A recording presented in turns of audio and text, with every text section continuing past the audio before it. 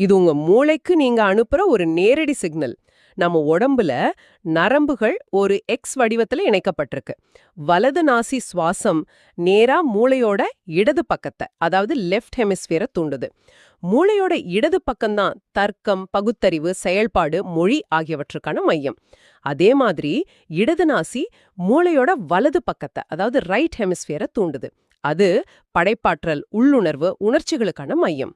ஓ, அப்போ நாம வலது நாசியில சுவாசிக்கும் போது நம்ம மூளையோட லாஜிக்கல் கெட்டிங்ஸ் டன் பகுதியை நேரடியா ஆன் பண்றோம்.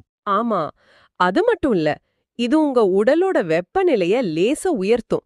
டெஸ்டோஸ்டிரான், அட்ரினலின் மாதிரி தைரியத்தையும் செயல்திறனையும் கொடுக்கிற ஹார்மோன்களை ரத்தத்துல பாய்ச்சும். சில நிமிஷங்கள்ல நீங்க விதியன் பலியாடுங்கிற உணர்விலிருந்து மாறி சேலன் வீரன்கிற உணர்வுக்கு வருவீங்க. அதிக வெப்பம் மற்றும் அதிக செயல்பாடு உள்ள நிலையில பயம் இருக்க முடியாது. பயம் குளிர்ந்த செயலற்ற நிலையில மட்டும்தான் வாழும். நீங்க உங்க பயாலஜிய மாத்துறது மூலமா உங்க மனநிலைய மாத்துறீங்க. இது கேட்பதற்கே சக்தி வாய்ந்ததாக இருக்கு. பயத்தை ஒரு தத்துவமா மட்டும் பார்க்காம அதை ஒரு உடல் ரீதியான நிகழ்வா பார்த்து சுவாசத்தின் மூலம் அதை மாற்றுவது ஒரு பெரிய திறவுகோல். இது உண்மையிலேயே ஒரு பயோஹேக் தான். அதுதான் சித்தர்களின் விஞ்ஞானம்.